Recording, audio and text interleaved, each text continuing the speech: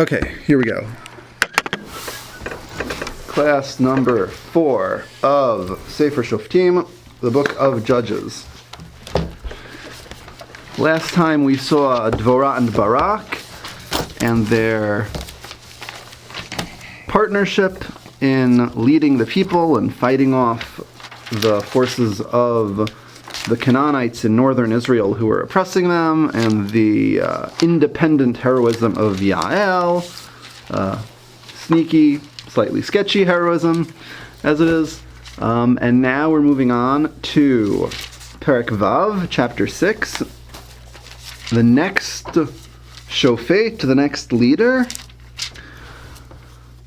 who we actually have a nice long story about.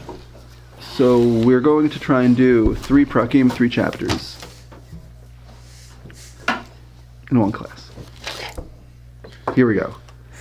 So who wants to start off reading? And we know exactly where this goes. We've seen the cycle over and over again before. All right, where should I start? The very beginning. Didn't wait long. They did not. Then the Israelites did what was offensive to the Lord, and the Lord delivered them into the hands of the Midianites for 7 years. The hand of the Midianites prevailed over Israel, and because of Midian, the Israelites provided themselves with refuges in the caves and strongholds of the mountains. After the Israelites had done their planting. Sowing. Oh. Sowing is the same as planting, right? Yeah. Okay. Midian, Zara, planting, yeah. Amalek, Like seeds. and the Kedemites. Kedemites? Yep, Kedemites. That's would fine. come up and raid them. They would attack them, destroy the produce of the land all the way to Gaza, and leave no means of sustenance in Israel, not a sheep or an ox or an ass. For they would come up with their livestock and their tents swarming as thick as locusts. They and their camels were innumerable. Thus they would invade the land and ravage it. Israel was reduced to utter misery by the Midianites, and the Israelites cried out to the Lord. Okay, thank you. Yes. So, we're messing up again, and we have a new enemy. The new enemy is Midianites. Midian. Midian is acting, and their friends, their allies from Amalek and Bnei Kedem, the eastern desert people. They're acting a little differently than the other adversaries and oppressors that we've seen so far. Like, what are they doing? What is who doing? The bad guys? Yeah, the bad guys here, the Midianites. Well, they're actually swarming over the lands of the Jews, and they're just robbing the land of resources. Okay, as opposed to? They're superseding the Jews' possession of the land. The Jews have to hide out in the caves. Right, but as opposed to, what have the previous ones do? Attacking them. Okay, so the previous ones tried to be sort of mini empires and rule over Bnei Israel and say, okay, you give us your stuff. The Midianites are a little bit more direct. We're taking your stuff. They're taking it. It's like Viking raiders, except with camels instead of boats. And they swoop in with all their camels and their warriors, and they just grab whatever they find, take it. And Bnei Israel end up... Well, does it say so far they killed anybody? Yeah, no. They just They're doing supersede the anything Jews. to the people. They're starving them. Well, yeah. Yeah, they're starving them. They're destroying the land. They're taking all the produce. Killing But they're not explicitly... They're like locusts. It doesn't say that they're It said like locusts. killing them. Yeah, it says they ravaged the land, Yeah. not the Did it say people. like Yeah. Didn't it say Although if the people locusts? tried to stop them, I think we know what would happen. And so the people Did it say like go up into the caves and the fortresses and the mountains, while Yes. the Midianites are destroying all their land and all their means of All their sustenance. stuff. It says like all their locusts. stuff. Yeah. Like They're locusts, like particularly Arbe. cruel. Okay. Right. Oh, there you go. Okay. And so Bnei Israel cry out to God. They've seen the light, or at least they've seen the Problems. Problems. Right. So how does God respond? Who wants to? Let's just go around. When the Israelites cried to the Lord on account of Midian, the Lord sent a prophet to the Israelites who said to them, "Thus said the Lord, the God of Israel, I brought you up out of Egypt and freed you from the house of bondage. I rescued you from the Egyptians and from all your oppressors. I drove them out before you and gave you their land. And I said to you, I the Lord, am your God. You must not worship the God of the Amorites and those in whose land you dwell. But you did not obey me." And Okay, thank you. You dummies. You dummies. So is that it? It's like you dummies. What's the prophet saying? The prophet is saying, I told you this was going to happen. I told you this is going to happen. You deserve it. Why are you complaining? Well, he doesn't say, I told you this was going to happen. He warned them. He just said, "I did all this stuff for you, and And you I did warned you this against stuff. the Amorites. You did this You stuff, must not worship therefore the gods." crummy things are Yeah. happening." So God helps those that help themselves. They behave themselves. That's a good slogan. God helps those who behave themselves. Okay. So our cycle is sort of Endless. paused here. The people realize that they've been doing something wrong. They turn back to God, and God says, "Duh." Of course this is And happening. the people say what? Okay, Making a song, okay? so, I'm just absorbing something. Funny. and then we have a paragraph break to heighten the suspense. Is that in the Torah or is that in this book?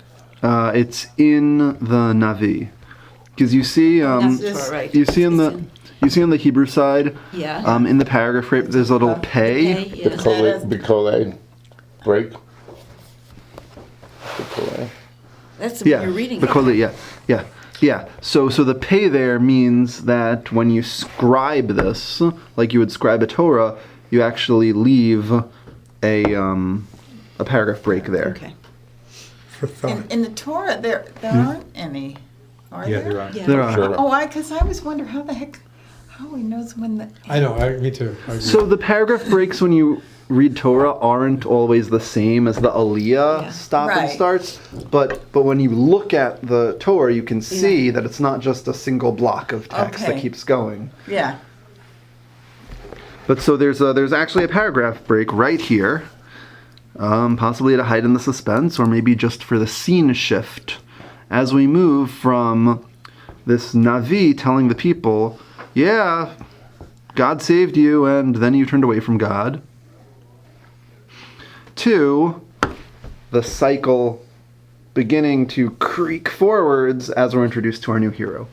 Do you want to go? Thanks. An Over angel, it saves the day. an angel of the Lord came and sat under the terebinth of Ophrah, which belonged to Joash the Abuzite. I think that would be pronounced Aviezrite. Aviezrite. It's Yoash Avi Ha'ezri, meaning Belonged to Yoash. the Avizazri. Yoash from the Aviezer clan. His son Gideon was then beating out wheat inside a wine press in order to keep it safe from the Midianites. The angel of the Lord appeared to him and said to him, "The Lord is with you, valiant warrior." Okay, let's pause here.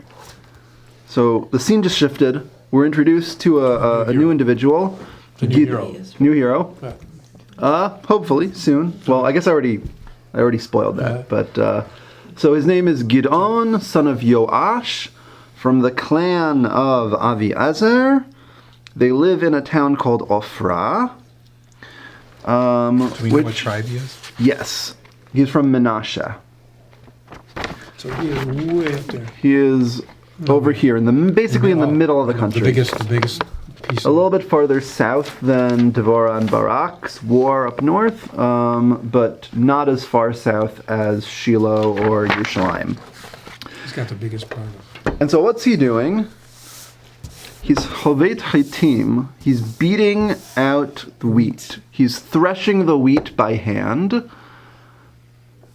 Where? In a Inside a wine wine press. press. In a wine press. Not on the threshing floor, but in the cave that you crush your grapes in to keep the grape juice cool. So he's trying to deceive the Midianites. Right, because you can't go outside to the threshing floor and throw the grains up in the air so the wind can blow the chaff away, because then the Midianites would find him. No, but he's trying to hide it from the Midianites. But he's trying to keep some food. Oh, yeah. Isn't it? Oh, okay. Yeah. So he's Because if they find it, they would take it. Okay, but somehow they knew he was a warrior. oh, who calls him a warrior? The angel. God. So the angel representing God. The angel, yeah. Is this a warrior kind of thing to do? The angel No. to do. No. No, he's hiding from people. Yeah. He's scared of them. He's misusing his agricultural tools So far, in so- order to escape. So far, Yeah, so but it's he's Saul. also, he's not just escaping, he's saving food for his community, maybe. Yeah, but how does that Well, make we him don't a know that. warrior? No, this Okay. is giving him self-confidence. Okay, giving him self-confidence or giving him an idea of what he can become. Like, I know a number of people who have a habit of calling kids tzaddik. It's like, come here, tzaddik, or like stuff like that, because they want the kid to think like, I can be a tzaddik. It could go the I can be opposite. It really could be righteous. the opposite too. You know, If I'm in Sonic already, why study? no, but if you call a kid something negative Right. enough times, Oh, yeah. Right, you know, Dummy. the kid will feel that label. On the other right. And The story reminds me a hand, little think of the he's story better of than Saul, everybody else. that's where Saul is hiding. Saul could be- Right, Right? he's hiding, right. Saul is hiding. Right, but he was not what I do. Right, but Saul was hiding because he didn't want the power. Right. Gideon is hiding because other people have power and they're going to use it against him. But It's yeah, funny, I there's thought of hiding. Yeah, Saul. I thought of Good Saul, point. too. But I think a lot of people, Moshe didn't want it either. I right. think that's who God goes after, is who doesn't want it. Or he was just smart enough to do it in, That's true. He or wasn't where really they, hiding from the angels. inside It's a just- cave rather than outside where he could get caught. Right. I don't think. Right. I think that Gideon's hiding is much more tactical than personality based. Like with Moshe and Shaul, we say, oh, their personalities are very humble, so they're not looking for power or fame. Gideon is looking to not get beaten and stolen from. So we'll see later on what his personality traits are as we get to know him. But right now he's just smart and sneaky. But he's called Gibor HaChayil, mighty warrior, successful warrior, valiant warrior. Okay, so what does Gideon respond? So Gideon said to him, "Please, my lord, if the Lord is with us, why has all this befallen us? Where are all his wondrous deeds about which our fathers told us, saying, Truly the Lord brought us up from Egypt? Now the Lord has abandoned us and delivered us into the hands of Midian." The Lord turned to him and said, Go in this strength of yours and deliver Israel from the Midianites. Wait, when did the angel turn into God? Ah, okay. So the angel is representing God, And if And angels the have angel- no free will, they are God's will. right? And Message. And Then he's got so in Pasuk 11 and Pasuk 12, it's called Malach Hashem, the angel of God, as it's acting, when it comes, when it appears. And then, once we hit Pasuk 14, So it sounds like God is speaking to Gideon directly. right. So here it says, Yeah. Hashem is with you, almighty hero. So the angel introduces God into the conversation. Hashem is with you. And boom, Hashem is with you. It's not just So it's bringing not up just his an awareness. expression. Not just an Bringing up It's his saying, hey, awareness. God is here It's an too. introduction. Right. Right, da, da, da, God is there. Cool. Nice. All right, wow, okay. Wow. The Lord turned to him and said, Go in the strength of yours and deliver Israel from the Midianites. I herewith make you my messenger. Okay, let's pause here. Let's just notice that the prophet, the anonymous prophet who was mentioned earlier, told the people, God brought you out of Egypt, rescued from the Egyptians, and then you disobeyed God. And Gideon says to the angel, if God is with us, why are we having all these problems? Didn't God take us out of Egypt and do all these amazing miracles for us? So what happened now? As if maybe he didn't hear the message from the earlier prophet to say, hey, you guys messed up, you deserve it. He's hiding in the cave. So he's hiding in a cave, okay. So maybe he didn't hear the prophet. And the prophet's talking to the elders. Okay. He has to know what Could the people be. are doing. Not only that, but not all the Israelites messed up, just some of them. Okay. Makes Maybe he sense. We was can't one say of that them. everyone did it. But maybe he was just following They all did. what was supposed to be to begin with, not worshiping the idols. One of the few or many or chosen. Okay. And so Maybe he he didn't speak against it. Maybe he allowed the evil to surround him. You know? I don't know. could be, but I guess to me sort of the question is whether could it be that even if he knows the message from the previous prophet, maybe he's still objecting to the reality. And he's saying, okay, so fine, yeah, we messed up, but still, we need you. You're supposed to help us. We have a deal here.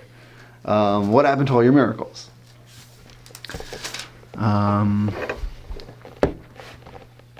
But God responds and says,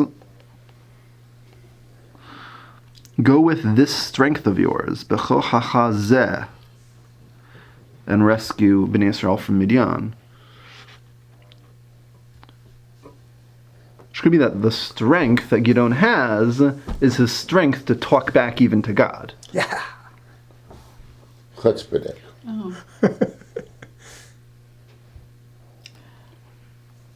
Maybe. Is it that he's also the youngest? I mean, maybe he didn't know about. Okay. I mean, there's nothing in the text to say that, And to me, he's saying, look, wise guy. Could be. but it could be that he just doesn't really know what the Israelites were doing to get in all this. I mean, he sounds like he doesn't know. Like, why the heck are we in this situation? We're going to see how close he is to the situation very soon. Oh, he just wants to win. Okay, so let's continue reading. He said to him, please, my Lord, how can I deliver Israel? Why? My clan is the humblest in Manasseh, and I am the youngest in my father's household. The Lord replied, I will be with you, and you shall defeat Midian to a man. And he said to him, if I've gained your favor, give me a sign that it is you, with a capital Y, who are speaking to me. God. Do not leave this place until I come back to you and bring out my offering and place it before you. And he answered, I will stay until you return. Who's he? He answered, is that God? Is God? God. So Okay. he's Yeah. questioning No. whether this voice he's hearing or this person he's talking to is God? Seemingly so. He wants to make sure. He is Gideon. He wants to make sure. Yeah, he's Gideon, you is God. The No. lowercase he. I will stay and you Right? Is you is God and he is Gideon. No. He can be both. He lowercase is Gideon. He uppercase is God. Right. Okay. Yeah. But he said to him as Gideon said to God. Yeah. Yeah. So Gideon objects to the plan. He's surprised that God would pick him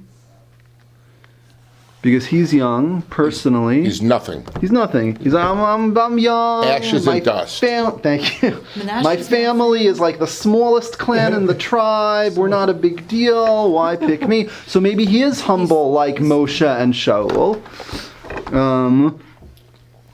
And yet he still has the strength, as God calls it, to talk back to God. Not only to say, why did you abandon us? But also to say, well, if you really like me, why don't you give me a sign so I know that it's really you? So what's wrong with that, though? Yeah, I don't think there's anything Nothing. wrong. Doesn't Moshe do something like that? I don't remember. He gets a bush, Yeah, but he didn't ask for the bush, did which he? came upon him. We Yeah. go- When he asked to see God, God said, if you look upon me, you will die. Oh, yeah. Gideon is looking upon the angel or the affectation that is representing God. And that is what's speaking to him. So are you really God? I mean, there are all sorts of temptations going around. To join up with the Midianites to do this and that. And so you want to make sure who you're. Right. Especially in a syncretistic world where people are confusing Hashem with various Canaanite gods and making weird combinations where it's like, oh, That's what I mean. Hashem is now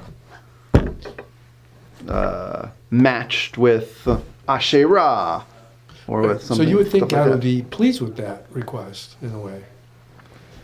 You know? Could be. I mean, well, let's see how what the response is. You got it. I've got it. Number 19. So Gideon went in and prepared a kid and baked unleavened bread and an ephah of flour. So I got a question. Yeah. Why is he baking unlimited bread? It's Pesach. So it could be Pesach. It's Pesach. And Lot does the same thing for the angels. Doing an Right. offering. So one answer is that it could be Pesach, and that actually is a common answer in rabbinic interpretations of stories in Tanakh. Anytime that unleavened bread appears, it's like, oh, it must be Pesach. And if you look carefully at your Pesach Haggadahs, near the end, you'll probably find a poem called Vayihi B'Chatzi Halayla. It happened at midnight, which is full of midrashic allusions to stories like this one, where the rabbis in the Talmud identify these things as happening on the night of Pesach, frequently because matzah is mentioned. A more possibly practical answer is that unleavened bread is really fast to make. Whereas if you want to make leavened bread, you have to take your sourdough starter and put it in your regular dough. You have to make the dough and put the starter in it and wait for it to start bubbling or puffing up or whatever, and then beat it down and wait some more, and then bake it. Whereas unleavened bread is just flour, water, mix it together, make a dough, throw it on your hot rock or whatever it is that you're baking it on, and you're done. But isn't that how you make pita also? Yeah, pita. I think pita is basically unleavened. I mean, there are Put a little left. there are Middle Eastern Jewish communities who make traditional soft matzah, which looks exactly like pita. Yeah, it's so good. Because I mean, like, I've Must be seen good. pita Must be made, better and you just anyhow. put flour and water and throw Yeah. it on the stone. Yeah, so that's unleavened. Okay. Soft matzah. I'm Soft sorry, Dave, I matzah. interrupted. If you so I've only had the Syrian soft matzah from the Syrians in Brooklyn, but if you make matzah pizza out of that stuff, it tastes just like pizza. Right. It's amazing. Hills, that Yeah. Unfortunately, it costs like more to ship it to Michigan than it actually costs to buy the matzah itself. Okay, but anyway, Gideon made unleavened bread. Right. And what else did he make? He put kid. meat in a basket and poured broth into a pot, and he brought them out to him under the terebinth. As he presented them, the angel of God said to him, "Take the meat and the unleavened bread, put them on yonder rock, spill out the broth." He did so. The angel of the Lord held out the staff that he carried, touched the meat and the unleavened bread with its tip. Fire sprang up from the rock and consumed the meat and the unleavened bread. And the angel of the Lord vanished from his sight. Then Gideon realized that it was the angel of the Lord, and Gideon said, "Alas, O Lord God, for I have seen an angel of the Lord face to face. Okay, the next section also, please. Okay. Just 2 more psukim. But the Lord said to him, all is well, have no fear, you shall not die. So Gideon built there an altar to the Lord and called it Adonai Shalom. To this day it stands in Ophrah of the Ebizerites. Okay. Ebizerites. Okay. Yes, right. Thank you. Okay, so It sounds a little like Abraham and a little like Moshe. They're getting in a lot of. right, so it sounds like Abraham offering food to the angelic visitors, but opposed to them who are described as eating it. Here it just becomes sort of a sacrifice. It's like put it on that rock, And he pulls out his phaser and he blows it away. Exactly. He says, now I've proved you. But he wanted proof that it was God, so Right. got proof that it was God. Abraham just, Right, So, and someone. Why is that proof that that's God?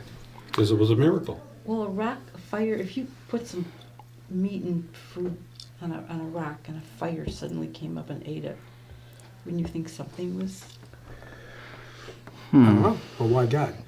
that's true. 'Cause it's been oh, Why did he Oh. bring the broth? it's a good I question. mean, it seemed strange to bring. First of all, you've got meat.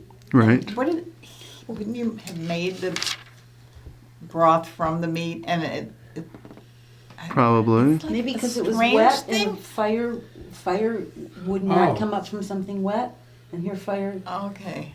Is there another story For like that that with reason, Eliyahu? because- Yeah, Eliyahu pours water all over the altar in order to make it more dramatic when the Yeah. fire comes down and burns Okay, it up. So, All right. okay.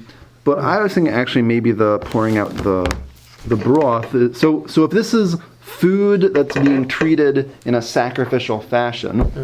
so there are meat sacrifices, and there are grain sacrifices, and then there are libations. And so maybe pouring out the broth is like when you pour out the oil or pour out the wine or pour out the water, which is also a sacrificial act. Except here he's doing it with actual sort of human food, as opposed to your typical big holy barbecue where you take the pieces of the animal and the flour and whatnot. Levium have to eat something. True. it's called soup in Hebrew. Yeah. Unless, okay. Yeah. Soup and broth I guess are Same the word, just a translation detail. Marak. Marak. Yeah. Okay, and God tells him, don't worry, you're not going to die. Because, as someone mentioned earlier, everyone's always scared when they encounter God that they're going to die because you can't see God and live. And so Gideon is like, I met an angel, oh no. And God says, don't worry. It's feeling pretty good. Yeah, and so Gideon builds a mizbeach and names it He gets confidence. God. Now he can all really good. be a warrior. Right. Oh, he gets confidence. Okay, and now he has his first mission.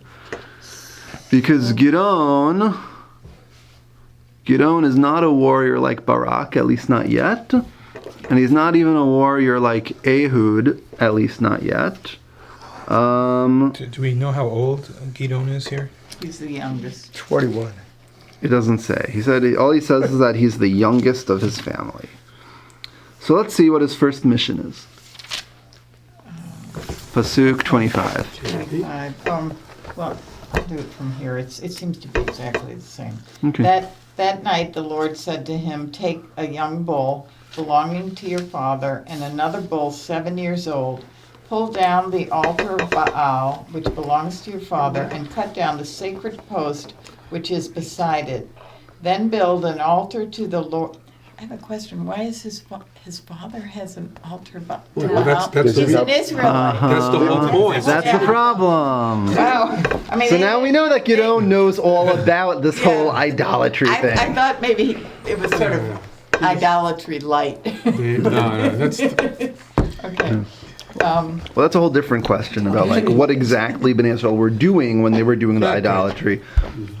Then build an altar to the Lord your God on the level ground on top of this stronghold. Take the other bull and offer it as a burnt offering, using the wood of the sacred post that you have cut down. So Gideon took 10 of his servants did as the Lord had told him. But as he was afraid to do it by day on account of his father's household and the townspeople, he did it by night. This brave warrior. Yeah. Yep. Early the next morning, the townspeople found that the altar of Baal had been torn down and the sacred post beside it had been cut down. By the way, sacred post is Asherah, which is the name of a prominent Canaanite goddess who is paired with Baal. And so she was represented by this wooden pole. And the second bull had been offered on the newly built altar. They said to one another, "Who did this thing?" Upon inquiry and investigation, they were told, "Gideon, son of Joash, did this thing." The townspeople said to Joash, "Bring out your son, for he must die. He has torn down the altar of Baal and cut down the sacred post beside it." But Joash said to all who had risen against him, "Do you have to contend for Baal? Do you have to vindicate him? Whoever fights his battles shall be dead by morning. If he is a god, let him fight his own battles, since it is his altar that has been torn down." That day they named him Jerubbaal, meaning let Baal contend with him, since he tore down his altar. Thank you. Okay. So Gideon's first mission. What were you saying? The Yerubbaal is his father, or Yerubbaal is Gideon himself. That's what. Okay. Yeah. So Gideon's first mission. What's the goal? Knock down the sacred altars of the idolaters. Okay, destroy the idolaters. To challenge him. Build an altar to the Lord To your show that God. he's not as strong as God. Good. To challenge him. Right? Okay. How you gonna get a rise and get better intention by The gauntlet has been. It's like what in the Midrash what Abraham did to his father.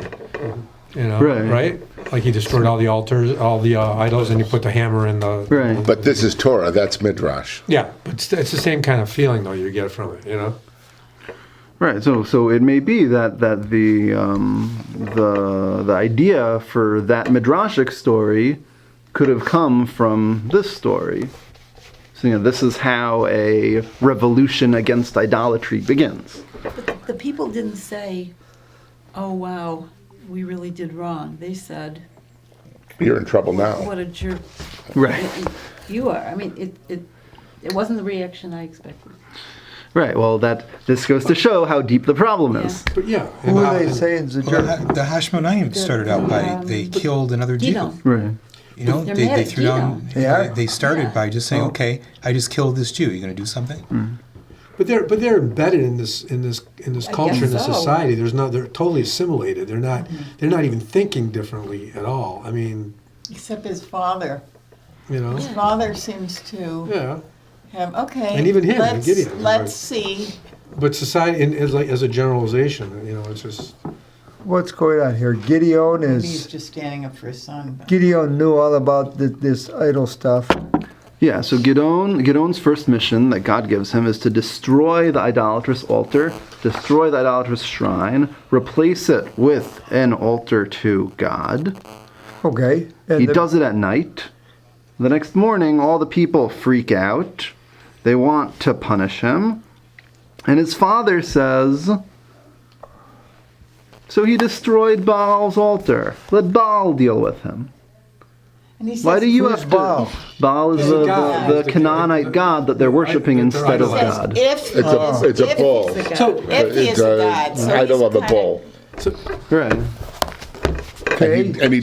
And he kills two bulls and sacrifices them to Hashem. Okay, So so it's- then he Actually, not says, sure if he okay, kills so then both he of them. says, I think he uses one of them to pull down the altar and then sacrifices the other one. where is it? Where he's, so, Really? I okay. think so. That's the impression I got. Do you I have only to read that he killed one, but why did he have two? in order to pull down to break the altar. Who was named Jerubbaal? Gideon. Gideon. By his father. His father names him that. Okay, I can hardly wait. Okay, so Okay. now he's What saying does that let mean? Baal let Baal fight his own fight. Okay. Yeah. So the pasuk there says that Yerubbaal means let Baal fight with him. Oh, that's the meaning of the... Yerubbaal. Yarev Baal. Let Baal fight with him. If you look on the back of this sheet here, which is our commentary and map for today. The first commentary here is from the Da'at Mikra, which is a modern Israeli commentary on Tanakh. Modern like what? Modern, like 20th century. And they say, talking about Yerubbaal, this name is in origin a Canaanite name in honor of the Baal. It's Lichvod HaBaal. And its original meaning would seem to be Yir'eh Baal, meaning Baal sees, or Yeru Baal. You all should revere Baal, be in awe of Baal, following the same pattern as the Israelite name Yeruel, revere God, which appears in Divrei Ha'amim, in Chronicles. What about Yerushalayim? Shalayim. So that's, there's a lot of questions about where the name Yerushalayim comes from, but it could be related to that root. But they reinterpreted the name disparagingly and mockingly, lignai v'lalag. That it's not about reverence for Baal, but instead of strife and a war against Baal. Whereas originally the name is implying Baal's so great, Baal deserves to be respected. When they give Gideon this nickname, it's totally sarcastic. And they reinterpret it to mean, hey, let Baal fight Gideon if he can. Sarcastic in which way? Sarcastic in mocking Gideon or sarcastic in mocking Baal? In mocking Baal. Okay. Okay. But it So does that mean says- that people came around and repented? That they said such a, is that an indication of repentance? It's not congruent. At least his father. At least his father and possibly the other people as the story goes on. As they see that nothing happens to Gideon. Vayikralo. It sounds like everybody. So it's Vayikra in singular, but the question is whether it's referring to a particular individual, which would probably be his father, or whether it's sort of a generic, like we say in English, oh, they called him, when it could just have actually been one person who came up with the name. So this altar was in Gideon's father's Land, I think so, Next to yeah. the land, house. right? It It was said it's at like the Yeah. beginning. he has something to do with this altar, the father. Yeah. Yeah, but now he seems to, maybe the fact that it was destroyed, that his son stood up to it, maybe it got him to turn around. I mean, that's what happens in the story with Abraham eventually. There's a couple things. One is why is the father so quick to give up that? Second is why is Gideon not ever? It doesn't seem like he's ever engaged in that kind of thought anyway. First of all, if it was your kid, you would probably give him the benefit of the doubt. I don't know. I don't know. I'm saying so maybe because Gideon doesn't seem to have any stake in it. Doesn't have any affinity for it. So maybe there's something missing here. There's maybe I don't know. Maybe the father was Like what the religious dynamics of their family it's like was maybe beforehand? actually Gideon's father was not, and he was just doing it for whatever reasons, because I don't know, because there's a reason that Gideon is not engaged in this. He is. He took 10 of his servants and did as the Lord told him. He tore No, down he's his not engaged in he's worshiping hiding. Baal. He's hiding. He doesn't No, want Gideon people is to not see Right. at him any do point this. is He's not Gideon engaged in that if his stuff. father is the one that's got the risks. altar, Right. you would think that he would be engaged in worshiping Baal. But maybe But in he's- order to fit in that he's not a society, true you had to have warrior, an right, altar, Paul? You didn't necessarily Right, but believe it that much. maybe Gideon's father really wasn't. Right, that's what I'm saying. Or maybe Joash did believe in it and Gideon was just a rebellious teenager. Okay, that's another. Who knows? It could go either way. Not only that, he was hiding out in the cave. His his father's father not defended living him. in the cave. Ah, so his father defends him. So the question is, I don't know. did his father used to believe in Baal or never believed Never in Baal? believed in Baal, Maybe he even really believed in it, but then this event got him to turn around. We don't know from the story. Yeah, there's nothing. It's not explicit. Yeah, but this is a You know, clan so far- community, and this was the clan's shrine. Right. And his father is the leader of the You know, clan. it's just, Could that's they don't say that. I don't He's think obviously got power, otherwise think they'd that's kill a him. fact. It said it's his father's shrine. right. So he obviously has some kind of power, or maybe maybe they buy his argument. But Gideon didn't say anything to anybody before he did it. Well, except for the 10 people Right, who he he picks up a recruited to minion. help him. Right. He picks up a minion, does it at night. Right. But He did it secretly. I don't know if but- we could call this his local shrine. It's the one that belonged to his father. It doesn't mean that there weren't other ones Plus, also in the nothing area. happened to him. It's Right. not like Baal came out and hurt him. Around. Right. Baal well, but was That's what his destroyed. father said Right. to the people. Like, in response to That what you would be said, convincing to I think him. it was the This clan.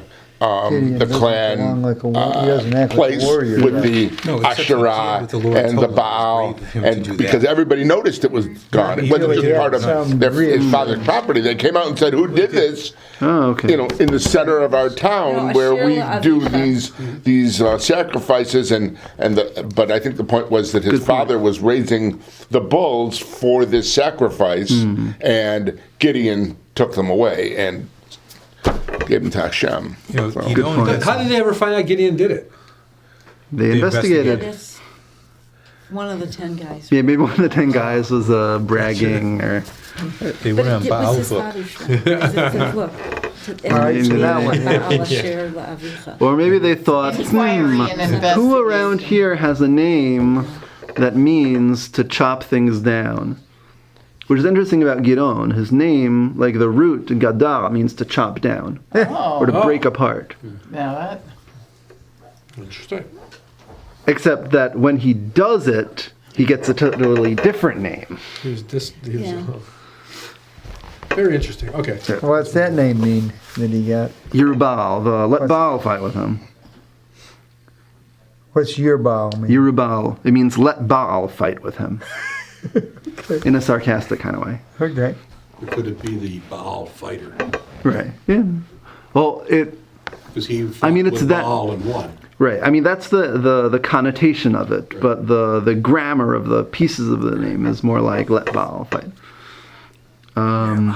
Okay. So now 36. 36. Oh, wait, no. 33. Okay. Let's move on. Okay. All Midian, Amalek, and the Kedemites joined forces. They crossed over. They crossed over and encamped in the valley of Jezreel. The Spirit of the Lord enveloped Gideon. He sounded the horn, and the Avi Azrael rallied behind him. And he sent messengers throughout Manasseh, and they too rallied behind him. He then sent messengers. All of a sudden, they're listening to him. Okay. He sent messengers through Asher, Zebulun, and Naphtali, and they came up to meet the Manasseh. No slackers so far. Right. Gideon said to God, "If you really intend to deliver Israel through me, as you have said, here I place a fleece of wool on the threshing floor. If dew falls only on the fleece, and all the ground remains dry, I shall know that you will deliver Israel through me." What a weird sign, as you have said. And that is what happened. Why did he need another sign? He just asked already. You know, show me your God. He's looking for approval He wants for to know this he's going to plan. win. And God told him he's not going to die. He already told him he's not going to die. He's not a total believer. Let's see the end of Early the the. next day, he squeezed the fleece and wrung out the dew from the fleece, a bowl full of water. Then Gideon said to God, "Do not be angry with me if I speak just once more. Let me think make he knows just he's pushing it. one more test with the fleece. Let the fleece alone be dry while there is dew all over the ground." He's a scientist. God did so that night. Only the fleece was dry while Smart there was guy. dew all over the ground. He's doing double-blind studies. Not only that, he doesn't want to die. Yep. Okay, so Why is God so patient with him? Great question. Great question. Well, if, How many times in Egypt Great was question. he questioned? And how patient was he for 40 years? Questioned every step of the way. you mean leaving Egypt? Yeah. This isn't patience, this is just a mere flick of time. He found himself a messenger. Yeah. Plus, he's got love for the Israelites, and he doesn't want them to not be there. He wants to develop them like a child, but he's got to be consistent. Because if he's not consistent, they'll ultimately lose faith in him. You know, as far as right. I mean, like a child, like a kid. You know, a kid who keeps coming back and keeps doing the same thing over and over again. You got to be. They test you, and you got to be consistent until they finally get it. You know. Which is really hard. I guess I'm And- not God. I would have and- lost it. yeah. And Gideon is already the chosen leader. Not just in the sense that God's told him, you're the one, gave him his first mission, he completed it. But then Gideon is already gathering up all the local tribes. And it says, V'ruach Hashem lavshat Gideon. Working, yeah. He's wearing the Spirit of God. So is, He's already becoming the leader he's supposed to be. is his testing of God a weakness or a strength? What do you think? I'm not sure because I don't know the end of the story. I don't know where it's going. Possible that I think they're developing a relationship. Yeah. It's relationship building. Okay. when he tore down the altar, Right. he was only endangering himself. But if he's going to take all these people to war, Right. he's endangering them. And so he wants to really, really know that they're going to win before he endangers all these Not other people. Oh, that would be a But good leader. if Baal had been the real guy, he would have endangered his community. Why? Just because he Well, because but God doesn't. Our God That's true, doesn't yeah. just go after the Yeah, to okay. the bad guys. He goes after. But he, Except kno- when challenged, he'll take yeah. everybody out. he knows Baal isn't the real God. Right. He. You know, that's why God picks him to be his Right. champion, because he hasn't bought into the whole But idolatry he's, thing. he's somewhat skeptical, or he's just strengthening his relationship. Right. I mean, Relationship building. yeah, because he keeps asking, "Show me, show me."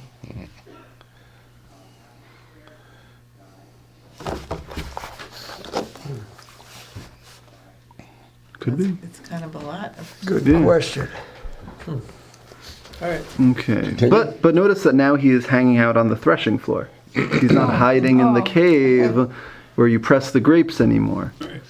He's now out in the open. He's gathering his troops. He's leading the people. So were his father and his community living in caves, like they said at the beginning, under the Midianites? They lived in caves. Yeah.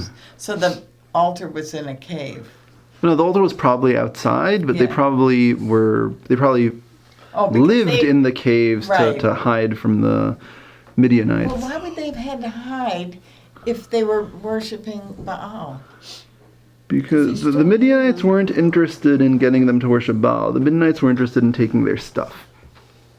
I mean, if you imagine Viking raiders raiding the coast of England Yeah. in whichever I've read a lot centuries of those books were. Vikings used to kill everybody. Okay.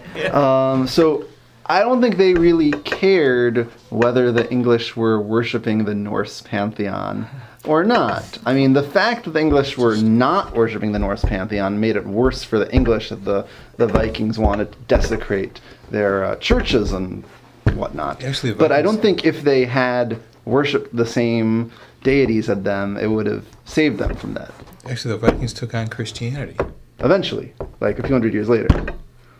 But when they were raiding the coast of England, that was before they did that. Didn't stop the raiding. That's what he's Right. saying. It didn't stop the raiding.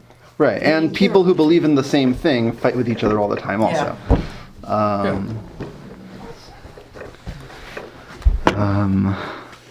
Okay, yeah, the Midianites just wanted their stuff.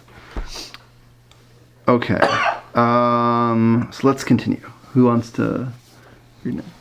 Jerubbaal, who was Gideon, arose early with all the people who were with him, and they encamped near En-Harod.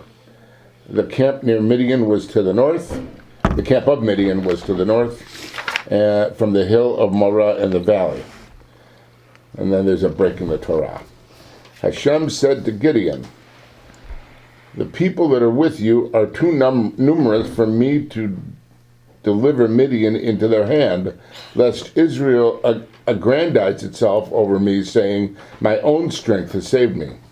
So now call out in the ears of the people, saying, whoever fears and trembles, let him turn back and depart at dawn from Mount Gilead. 22,000 of the people withdrew, and 10,000 remained. Then Hashem said to Gideon, the people are still too numerous. Bring them down to the water, and I shall purge them for you. And it shall be that whomever I say to you, this one shall go with you, and he shall go with you. And for whomever I say to you, this one shall not go with you, he shall not go. He brought the people down to the water, and Hashem said to Gideon, everyone who laps from the water with his tongue as a dog laps, stand him apart, and everyone who kneels on his knees to drink. And it happens that the number of those who lapped with their hands to their mouth were 300 men, and the rest of the people knelt on their knees to drink water. The 300 who lap shall I save you, and I shall deliver Midian into your hand. And let all the other people leave, each to his place. And they took the provisions of the other people into their hands, as well as their shofars. And as for all the men of Israel, he sent them each to his home, and he kept the 300 men. The camp of Midian was below him in the valley. Okay, thank you. The lappers. 300. Lappers. The liquors. 300. Okay, so Right? Was it a movie? so they're up here. Gideon and the They're up here at Ein Harod, at the Harod spring, near the valley and the little hill in the valley, with the Midianite camp on the other side of the valley. And so they're by the water. They bring the people down to the water and they say, here, water, you're all thirsty, right? Go at it. So what are the ways that you can drink water from a spring? Okay, so if you don't have a cup, get a straw. and don't have a straw, all you have is your body, Your hands. So one way is to scoop up the water and drinking out of your hands. Another way, Just to lean over like a dog. And right, it's just lean over like a dog or a lizard and stick your face in the water and lap it up directly. So God knew it was more common to use your hands. Maybe he figured the lappers wanted were less people. tough as nails. Who was kept? The lappers, lappers. the one who leaned over. Not the ones who leaned over, the ones who lapped from their hands. That's right. Hands, that Right. makes sense. And the other That's ones, cleaner. the other ones kneel. Smart. They got on their knees. Yeah. The key is that the ones that didn't. So I think that's the understood key. like Is that. the ones right. that didn't kneel. Okay. Wasn't the drinking method. Right. It was the Yeah. It was I mean, they're amazing. like, they're Okay. drinking like animals. Because the ones that they put kneel, their face the ones that in the knelt water. knelt to Baal, so they couldn't fight. Okay, Well, so this you're is now- Rashi. that. Good job, you're Rashi. Let's look at the commentaries over Did you here. read Rashi? I didn't read it. Bob did. So Rashi says, what's the problem with the kneelers? They will not go with you, since they were accustomed to kneel before idols. Good job. Okay, so that's one way to look at it. The people who kneel like to kneel to idols. Can't trust them. They're not good enough to rely on. Another possibility, this is Ralbag. So he says, what's the reason? God also wanted that only those who licked from their hands to their mouths would stay with Gidon, because this shows diligence and might. Haritzut ugvora. Whereas those who kneeled on their knees to drink are lazy. So God wanted them to go back. So this way to look at it is more sort of practical military. If you actually take the time and the effort to crouch down by the water and scoop the water up with your hands and drinking out of your hands, as opposed to just collapsing on the dirt and sticking your face in the water, then it shows that you have your wits about you. You're willing to use the effort, use the strength to be more dignified and human, as opposed to, oh, I just don't care, I'm just going to sprawl out like an animal. Yeah. Why do they have to be dignified? Lapis, yeah, with their hand. Is 300 a significant number? I can't think of any other examples of a significant 300 right It's a now. really small army. But how It's a many number of Midianites? That's because Spartans, right? Right. God So wants to I know know. that it's him. Yeah. Yeah. Midianites like locusts, Yes. as it says in the beginning. It's one for every day except 62 months. Okay. In Gematria, is there? I was wondering. So in Gematria, 300 is the letter Shin. Ooh, Okay. Does that mean anything? Shaddai. isn't Shin? I mean, it could be Shin for Could be Shaddai. for the verb lishtot, to drink. Okay. Could We be. can do the Shin for Okay. this. That's a Shin too. Okay, you're up. Okay. Let's continue. Which Pasuk one, 9. Migdal. Number 9. Number 9? Yep. Okay. Yeah, that paragraph. The Midianite camp was That below. night the Lord said to him, Yeah, Devin. "Come attack the camp, for I have delivered it into your hands. And if you are afraid to attack, first go down to the camp with your attendant Purah and listen to what they say. After that, you will have the courage to attack the camp." So he went down with his attendant Purah to the outposts of the warriors who were in the camp. So now we know that. How did Gideon feel about this whole thing? Chicken. He was scared. He's still scared. Still hesitant, yeah. But like they say, courage isn't not being scared. Courage is doing what you have to do, even though you're scared. And So he's a doing good it leader. He's a good role model. intelligently. Yeah, but didn't they Yeah. already send home the people who were scared? Right, but he can't go home. They He's the weren't leader. Scared. They weren't scared, Necessarily, they just they didn't know were- how to drink The water. first sifting. Oh, yeah, The they- first they- sifting was yeah. if you're scared, go home. Right. So, With David? now let me see. Yeah, David also snuck around. David snuck around when he wanted to prove to Shaul that he could have killed him, but he chose not to. And there was no battle where he sent home the people who were scared or something? Now, It was in the Torah. Maybe I can't remember right now. now. Now what? Midian, Amalek, and all the Kedemites were spread over the plain as thick as locusts, and their camels were countless, as numerous as the sands on the seashore. Gideon came there just as one man was narrating a dream to another. "Listen," he was saying, "I had this dream. There was a commotion. A loaf of barley bread was whirling through the Midianite camp. It came to a tent and struck it, and it fell. It turned it upside down, and the tent collapsed." To this the others responded, "That can only mean the sword of the Israelite Gideon, son of Joash. Of course it means that. God is delivering Midian and the entire camp into his hands." Okay, help. What else would it mean? Well, the whole thing started with Gideon threshing wheat. Oh, that's a good point. Yeah. Okay.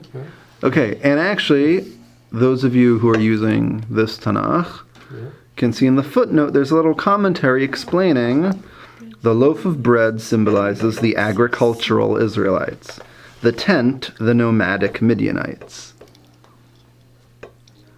So if these people in the Midianite camp were attuned to the the cultural signifiers of the various people, who they are and who they're fighting, they might actually have this idea that, like, oh, what could this loaf of bread represent? Oh, maybe it's the people who we're stealing all the bread from.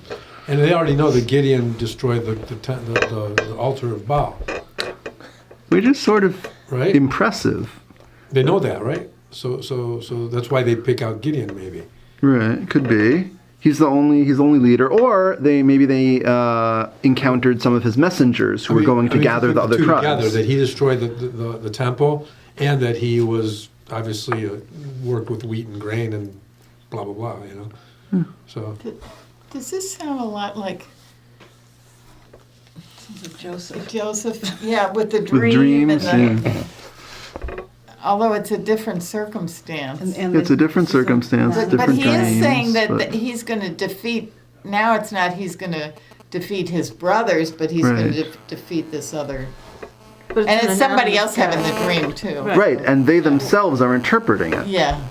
But it's two anonymous guys, too. Right. So it's Two anonymous Midianite guys. Gideon is sneaking down.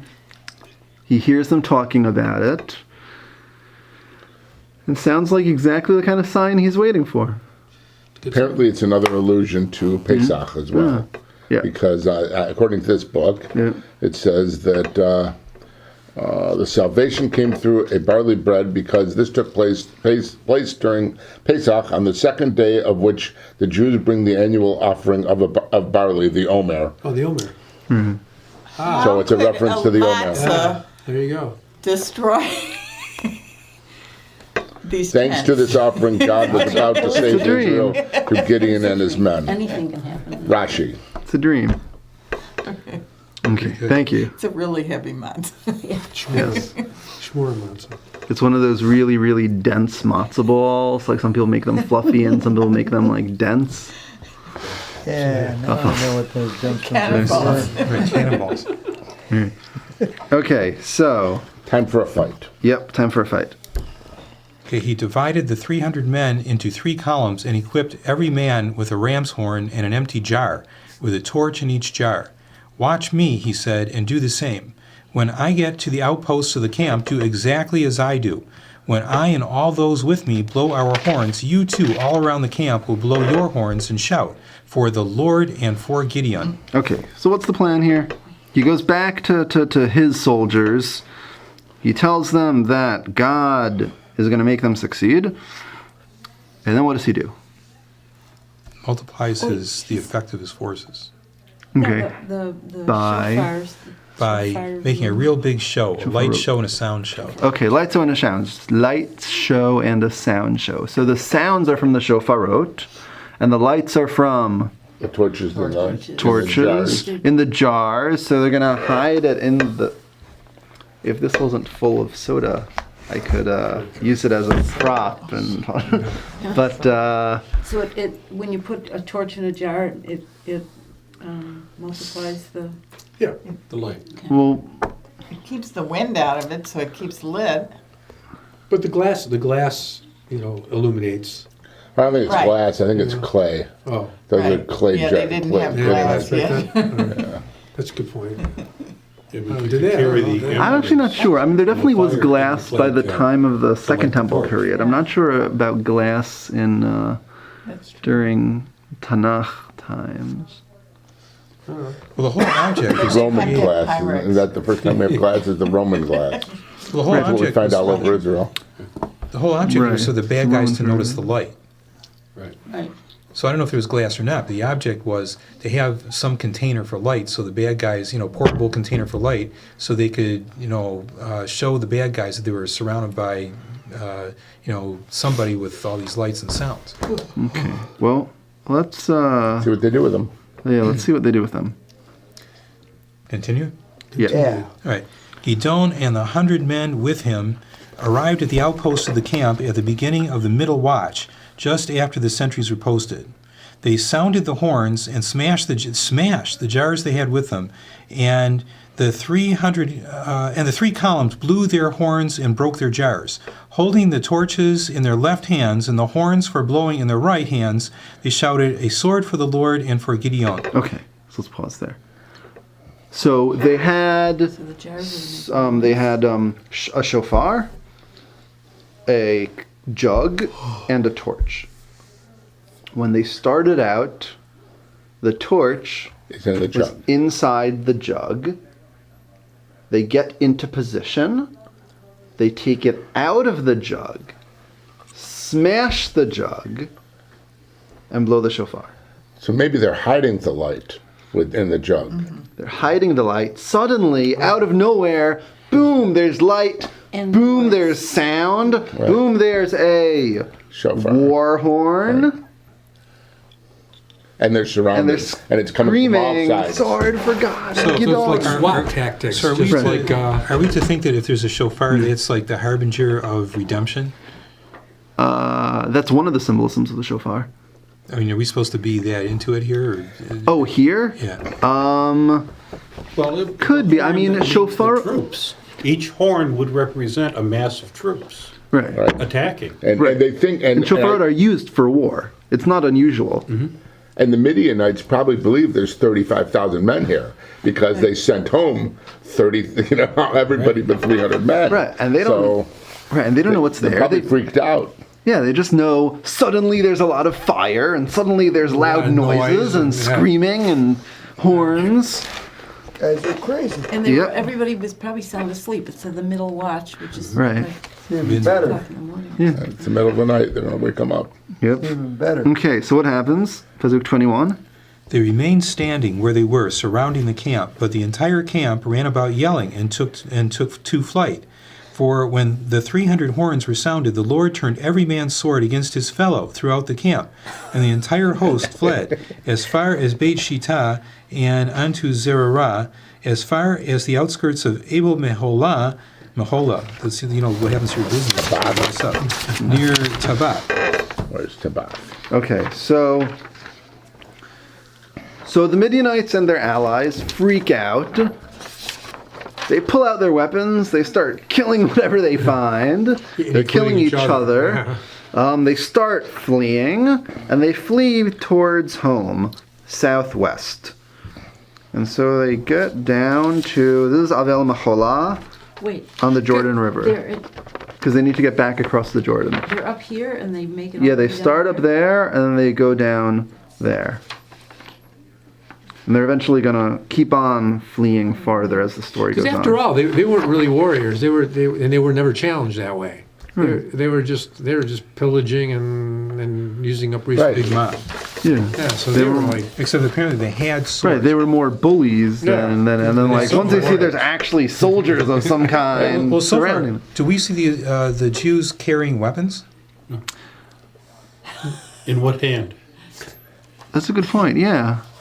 Yeah, they're definitely not holding their weapons now. They're just standing there around the camp and letting their enemies and kill each blowing other and horns. run away. And blowing the horns. Right. I mean, if they have swords, That's which good they point. probably That's do good. because they're going to start chasing them, that's good point. they're probably sheathed. Yeah. Or maybe they're like next to them. I don't know. Maybe they're back by the water. But right now they have what a they're carrying- torch, torch a and a broken horn. jug, and a horn. Yeah, what they're actively carrying is these pieces of equipment, not weapons. Right. Exactly. Very interesting. And blowing their horns and making them crazy. Exactly. Okay. Let's. Does everyone see this symbol I was wondering what that was. on the bottom of the source sheet? That the jar with the flame in it? Okay, so it's a jar with a flame in it. Very good. This is the logo of the Gideon organization that puts Gideon Bibles Oh, yeah. in a hotel. Really? So at some point, Stuff. at some point, after I had learned this for maybe not the first time, maybe the second time, third time, I was in a hotel and I saw one of these Gideon Bibles and I looked at this logo and I realized Oh, this isn't a very friendly logo. This represents psychological warfare. This is about to get smashed and there's going to be a lot of noise and light, and everyone's going to freak out and start running around crazy with their swords. So, yeah, I don't know why the shofar is not. I don't know why the shofar is not included in their logo, but Why would they? That's a good question. I don't remember. I looked them up on Wikipedia in order to find the logo, but I didn't pay enough attention to reading through the whole story about how they started. It looked like the room where where the founders of that organization had their first meetings is actually preserved somewhere, maybe in their headquarters, someplace else, and you can go visit it as a historical site. But So what if you surround their office? I think they might expect that. Midianites you can fool this way. Gideonites. Gideon So wait, people, I don't think so you why can. did they choose Gideon? I don't know. Oh. I don't remember. I think it was explained there, but I just wanted to make the point that Well- it's actually sort of a scary symbol. What's the So- history of putting them in hotel rooms? Probably because they just want to spread faith. But why Gideon's Bible? Anyway, so that's a Because they- different. And I don't remember why they Somebody named gave themselves them a lot of that, money. Yeah. but that's their logo. Wow, that's very interesting. Um, Nice piece of trivia. thank Did they you. start out with 300? I don't think so. I think they started out with fewer than that. 3. But okay, so let's see what happens. Who wants to continue? And now the men of Israel from Naphtali and Asher and from all of Manasseh rallied for the pursuit of the Midianites. Gideon also sent messengers all through the hill country of Ephraim with this order: go down ahead of the Midianites and seize their access to the water, all along the Jordan down to Beth Barach. So all the men of Ephraim rallied and seized the waterside down to Beth Barach by the Jordan. They pursued the Midianites and captured Midian's 2 generals, Oreb and Zeb. They killed Oreb at the rock of Oreb, and they killed Zeb at the winepress of Zeb. And they brought the heads of Oreb and Zeb from the other side of the Jordan to Gideon. Okay, thank you. Okay, so So they had weapons. yeah, so they had weapons. Now, Whether they were sheathed at their belts Hopefully they were during the light and sound maneuver, or whether they had to go back and grab them. So they chased the Midianites southwestwards down towards the river. And these are the northern tribes. This is Asher and Zvulun and Manasseh. And who do they call in as reinforcements? Ephraim. Ephraim, who are the people who live just to the south of them as they move southeastwards. Didn't Ephraim stay on the other side? Others. Of Jordan. What do you mean? No, The not Jordan. there. No, Ephraim is in Canaan, in Canaan proper. the pink one. Part of Manasseh was on the other side of the Oh, Jordan. okay. I thought it was Ephraim and half from Manasseh.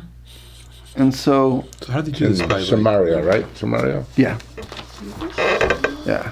So they sent runners. Yeah. And so, what was their job? Ephraim? What was their part of the plan? Yeah, Ephraim. Oh, to guard the water, to keep so they couldn't go to the water. Seize the couldn't get water side.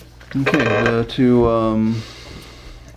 to hold the ford, as it were. I think that's the only expression I can think of right now. I feel like I used to know other expressions for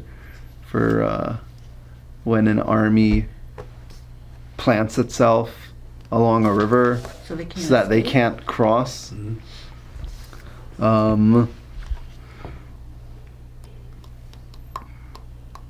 So that's Ephraim. And then they keep on chasing them. And they get their 2 generals, Orev and Ze'ev. Oh. Zaev? So Ze'ev meaning A wolf? wolf. What is an Orev? Orev is a raven. Oh. Sounds like Game of Thrones. This almost sounds like a Norse Right. tale. Oh, good point. So raven and wolf, which I mean Ze'ev is Nice Jewish. a nice Jewish name. My grandfather's name. Oh, Oh, cool. really? Zaev? Cool. Zaev? Zev Wolf. Oh, what's his name? Yeah. For real? Yeah. It's a. Wow. It was a common Ashkenazi custom to give It's like Dover. double names in Hebrew and in the vernacular. Yeah. Oh, So Tzvi Hirsch, Aryeh Leib, Dover, Yeah, my Zev brother's Wolf, wow. Tova Gittel is another possibility. Interesting. But don't meet anyone named Orev, though. Well, it's funny because there's lots of Gidons, but there's Right. no Yerubavals. Rubal, right. So that could be because it has Baal in the name. Oh, yeah, and that weirds so. people out, even though it's sarcastic. Yeah. I can imagine that. But so they chase down Orev and Zev, and they kill them. And they're now here. They're now at the river. They've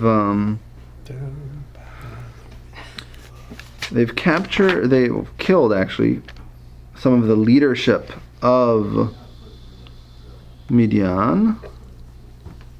They crashed into Midian to kill the leadership. Not Well, yet. it says they kill Midian Oreb is at farther the down. rock of Oreb, and they Coincidental. kill Zeb at the wine press of Zeb. So they must have done it in Midian because that's where They they're. brought their heads Unless back that's across why the those But it got places were named there that. afterwards.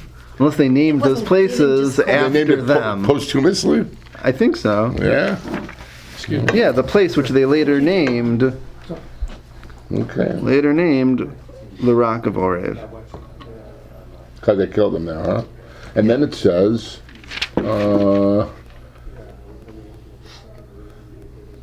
they brought the heads of Oreb and Zeb to Gideon across the Jordan. Right. So they had to cross the Jordan to kill these generals, or whatever they were, and come back across the Jordan. Is it Right. across the Jordan, Midian? No, Midian is farther down. Really? Yeah, Okay. Midian is, it's not on this map, it's not on this map. Midian is, the place where Midian actually is like southern Jordan, like near Aqaba. Like past Eilat. It's pretty far away. Where we put the water desalinization plant.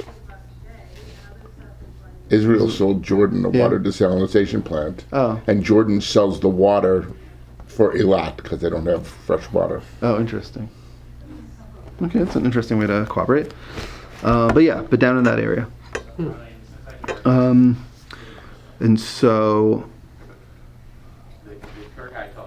okay, so we're now in to be continued time.